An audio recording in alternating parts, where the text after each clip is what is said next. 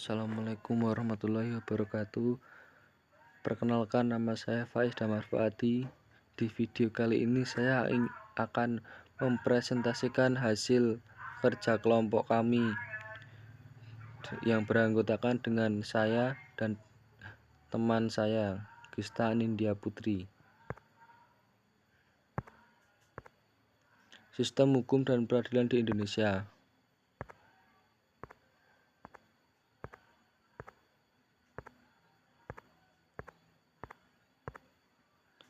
Makna dan karakteristik hukum. Hukum merupakan aturan, tata tertib, dan kaidah hidup. Unsur-unsur hukum: A. Peraturan mengenai tingkah laku manusia. B. Peraturan dibuat dan ditetapkan oleh badan resmi yang berwajib. C. Peraturan itu bersifat memaksa. D. Sanksi terhadap pelanggar peraturan adalah tegas. Karakteristik hukum adalah adanya perintah larangan yang harus dipatuhi oleh semua orang.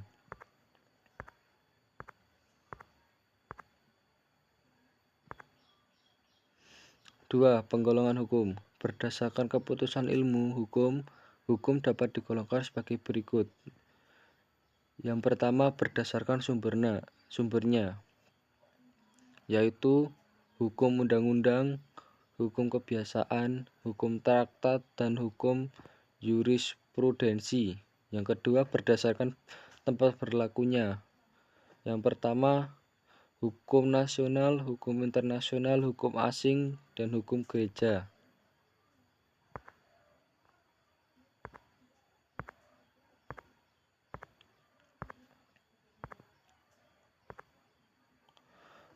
Dua, penggolongan hukum. Penggolongan hukum berdasarkan bentuknya. Yang pertama, ada tertulis dan hukum tidak tertulis. Sedangkan berdasarkan waktu berlakunya ada dua, yaitu ius constitutum atau hukum positif. Yang kedua, ius constituendum, hukum negatif. Dan berdasarkan cara mempertahankan: A. Hukum material dan hukum formal.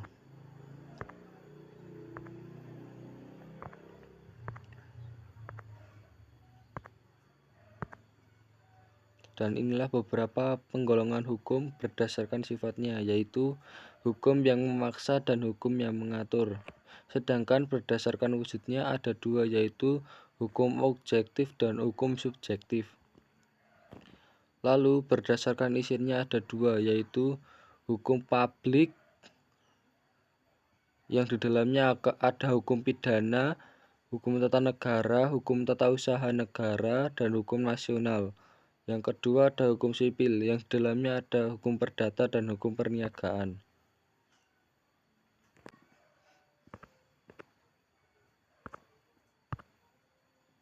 Tiga, yaitu kita memasuki tujuan hukum. Tujuan hukum di sini adalah untuk menegakkan kebenaran dan keadilan, mencegah ketindakan yang sewenang-wenang, melindungi hak asasi manusia, dan menciptakan suasana yang tertib, tentram, aman, dan damai.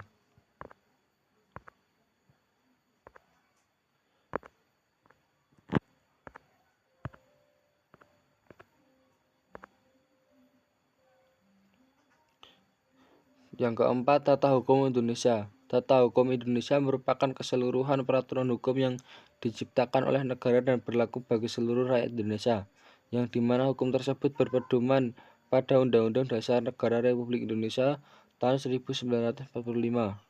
Tata hukum di Indonesia baru ada ketika negara Indonesia diproklamirkan pada tanggal 17 Agustus tahun 1945.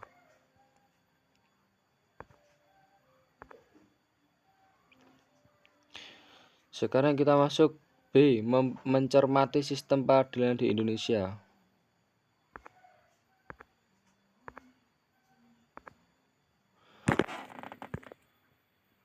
Makna. Yang pertama ada makna lembaga peradilan. Lembaga peradilan adalah lembaga yang dibentuk oleh negara sebagai bagian otoritas negara di bidang kekuasaan kehakiman dengan sumbernya peraturan perundang-undangan yang berlaku di dalam negara. Yang kedua, Peradilan adalah proses mengadili perkara sesuai dengan kategori perkara yang diselesaikan. Dan yang terakhir, pengadilan adalah tempat untuk mengadili perkara atau tempat untuk melaksanakan proses peradilan guna menegakkan hukum.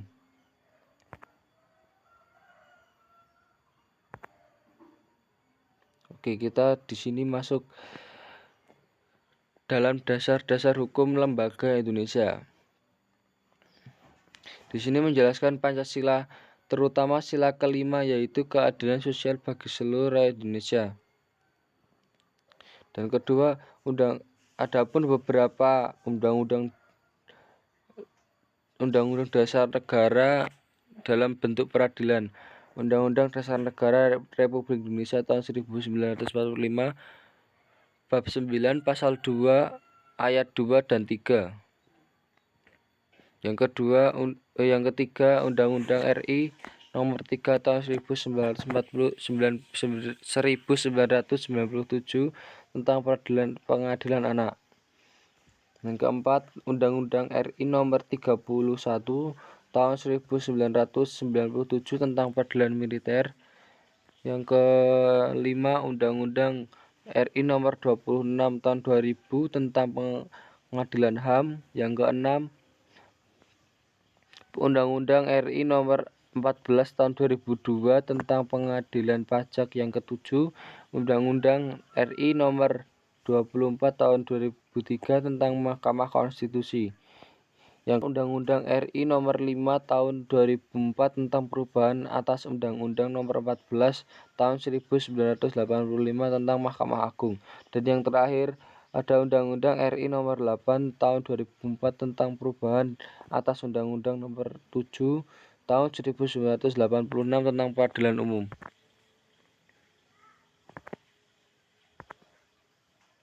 Di sini kita masuk tentang dasar hukum negara Indonesia. Berikut ada beberapa undang-undang yang menyangkut negara hukum Indonesia.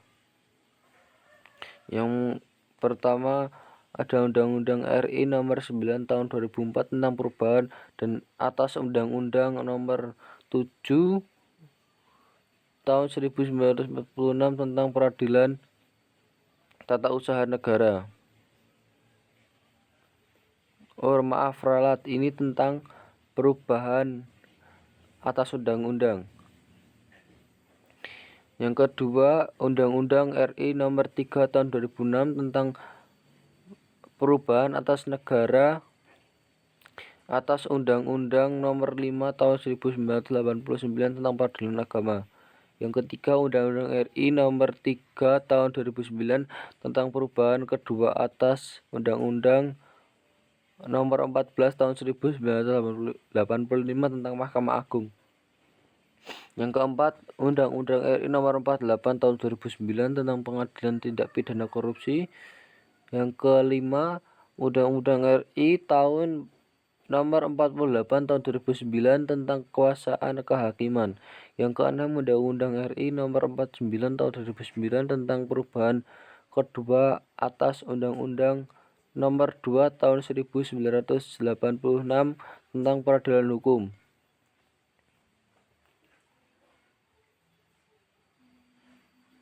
Yang ketujuh, Undang-Undang nomor 50 tahun 2009 tentang perubahan kedua atas Undang-Undang nomor 5 tahun 1989 tentang peradilan agama.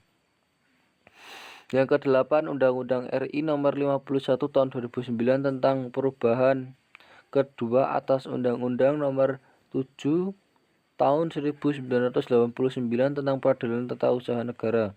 Dan yang terakhir ada Undang-Undang RI nomor 8 tahun 2009 tentang perubahan atas Undang-Undang nomor 24 tahun 2003 tentang Mahkamah Konstitusi. Klasifikasi lembaga peradilan. Dalam pasal 18 Undang-Undang Republik Indonesia nomor 48 tahun 2009 tentang kekuasaan kehakiman disebutkan bahwa kekuasaan kehakiman dilakukan oleh sebuah Mahkamah Agung dan badan peradilan yang berada di bawahnya dalam lingkungan peradilan umum, lingkungan peradilan agama, lingkungan peradilan militer, lingkungan peradilan tata usaha negara, dan sebuah mahkamah konstitusi. Dari ketentuan di atas, Badan Peradilan Nasional dapat diklasifikasikan sebagai berikut. Yang pertama, lembaga peradilan di bawah Mahkamah Agung. 1. Peradilan umum yang meliputi A. Pengadilan negeri berkedudukan di ibu kota kabupaten atau kota. B. Pengadilan tinggi berkedudukan di ibu kota provinsi. 2. Peradilan agama yang terdiri atas A. Pengadilan agama yang berkedudukan di ibu kota kabupaten atau kota. B. Pengadilan tinggi agama yang berkedudukan di ibu kota provinsi. 3. Peradilan militer terdiri atas A. Pengadilan militer, B. Pengadilan militer tinggi, C. Pengadilan militer utama, D. Pengadilan militer pertempuran. 4. Pengadilan tata usaha negara yang terdiri atas A. Pengadilan tata usaha negara yang berkedudukan di ibu kota kabupaten atau kota. B. Pengadilan tinggi tata usaha negara yang berkedudukan di ibu kota provinsi.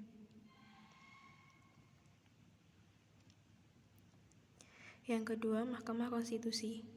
Kompetensi sebuah lembaga peradilan adalah sebagai berikut. 1. Kompetensi relatif, yaitu kompetensi yang berkaitan dengan tugas dan wewenangnya untuk mengadili suatu perkara. 2. Kompetensi absolut, yaitu kompetensi yang berkaitan dengan wilayah hukum atau wilayah tugas suatu badan peradilan. 4. Perangkat lembaga peradilan. Yang pertama, peradilan umum. 1. Pengadilan negeri. Pengadilan negeri mempunyai daerah hukum yang meliputi wilayah kabupaten atau kota dan berkedudukan di ibu kota kabupaten atau kota. Pengadilan negeri mempunyai perangkat yang terdiri atas pimpinan, hakim, panitera, sekretaris, dan jurusita. 2. Pengadilan tinggi. Pengadilan tinggi merupakan pengadilan tingkat banding. Perangkat pengadilan tinggi terdiri atas pimpinan, hakim anggota, panitera, dan sekretaris. Yang kedua, peradilan agama. 1. Pengadilan agama. Pengadilan agama berkedudukan di ibu kota kabupaten atau kota dan daerah hukumnya meliputi wilayah kabupaten atau kota. Perangkat pengadilan agama terdiri dari pimpinan, hakim, anggota, panitera, sekretaris, dan jurusita. 2. Pengadilan tinggi agama. Pengadilan tinggi agama berkedudukan di ibu kota provinsi dan daerah hukumnya meliputi wilayah provinsi. Perangkat pengadilan tinggi agama terdiri atas seorang ketua dan wakil ketua.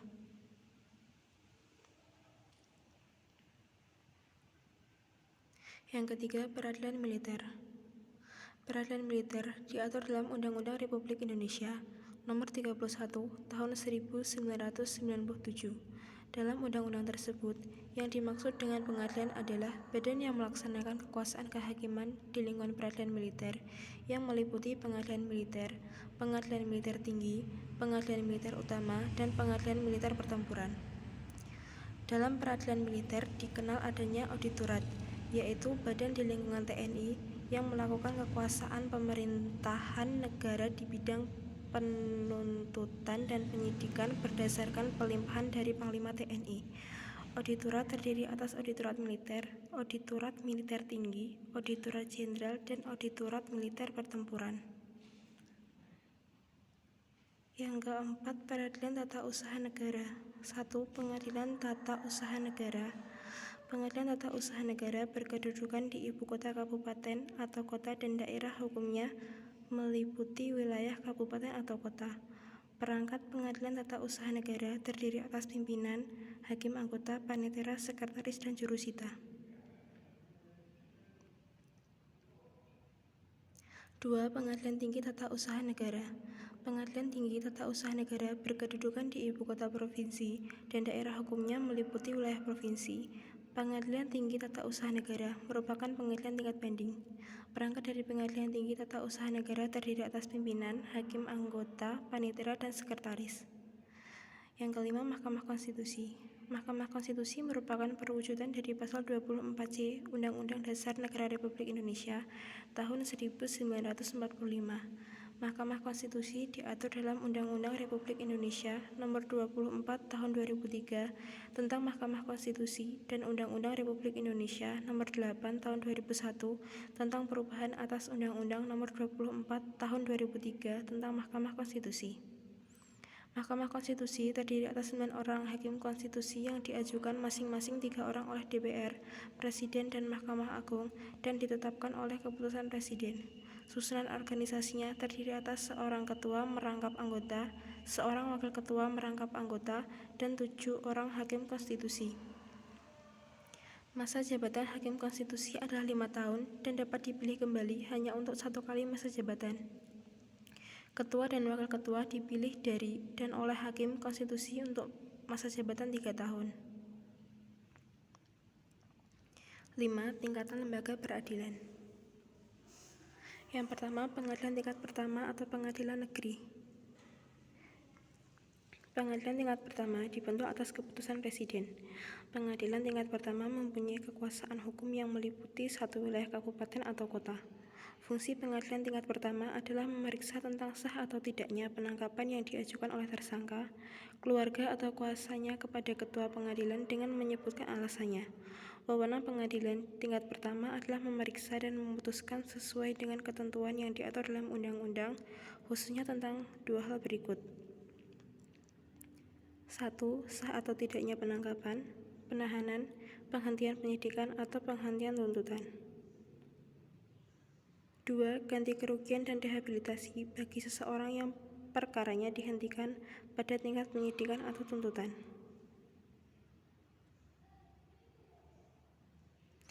2. Pengadilan tingkat kedua. Fungsi pengadilan tingkat kedua. 1. Menjadi pimpinan bagi pengadilan-pengadilan negeri di dalam daerah hukumnya.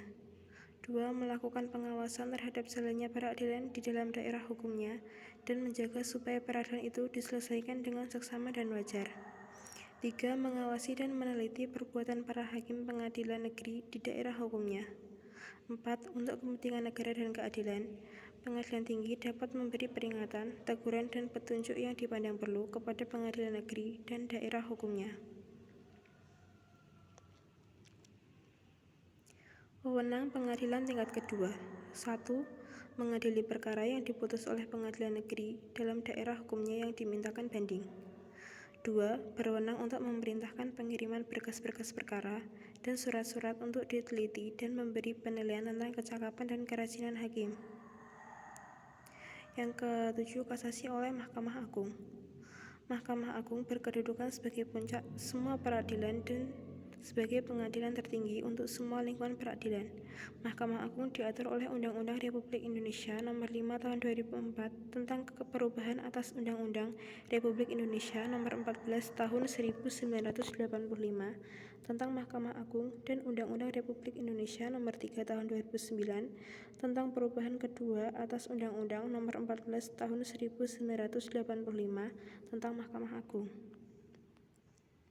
Berdasarkan Undang-Undang Republik Indonesia Nomor 5 Tahun 2004, perangkat Mahkamah Agung terdiri atas pimpinan, hakim anggota, panitera, dan sekretaris.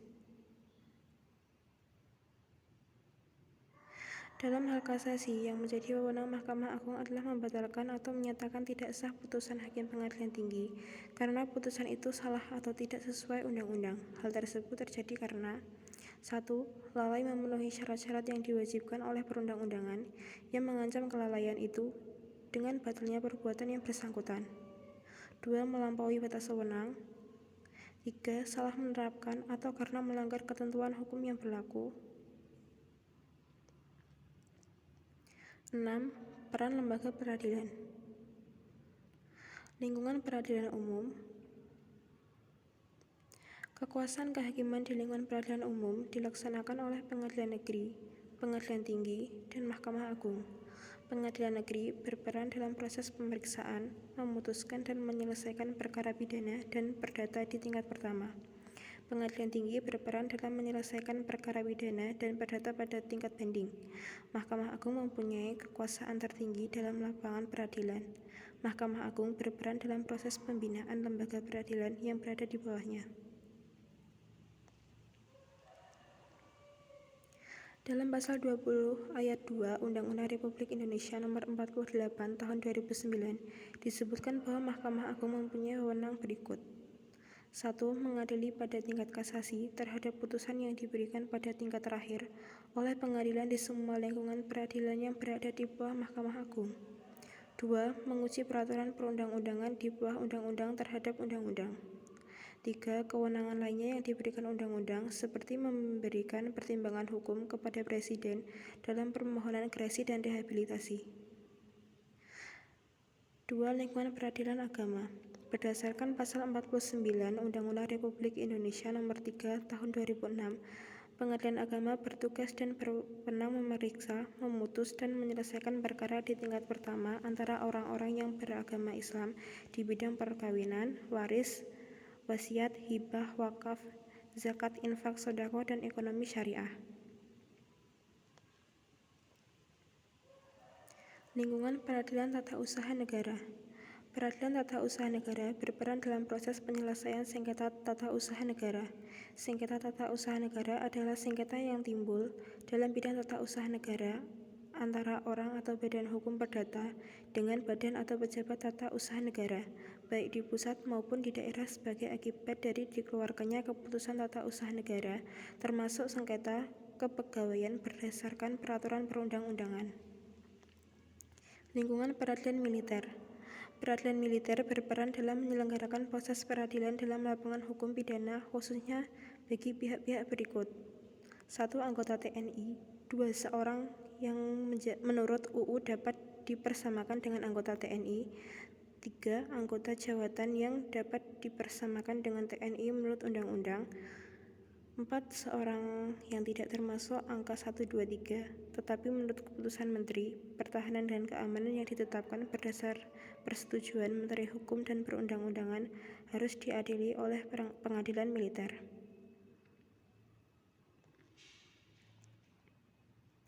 Mahkamah Konstitusi. Mahkamah Konstitusi berwenang mengadili pada tingkat pertama dan terakhir, yang putusannya bersifat final untuk perkara-perkara berikut. 1. Menguji undang-undang terhadap Undang-Undang Dasar Negara Republik Indonesia tahun 1945. 2. Memutus sengketa kewenangan lembaga negara yang kewenangannya diberikan oleh Undang-Undang Dasar Negara Republik Indonesia tahun 1945. 3. Memutus pembubaran partai politik. 4. Memutuskan perselisihan tentang hasil pemilu. Mahkamah Konstitusi wajib memberikan putusan atas pendapat DPR bahwa Presiden dan Wakil Presiden diduga 1. Telah melakukan pelanggaran hukum berupa pengkhianatan terhadap negara, korupsi, penyuapan, dan tidak pidana berat lainnya. 2. Perbuatan tercela. 3. Tidak lagi memenuhi syarat sebagai Presiden dan Wakil Presiden sebagaimana dimaksud dalam Undang-Undang Dasar Negara Republik Indonesia tahun 1945.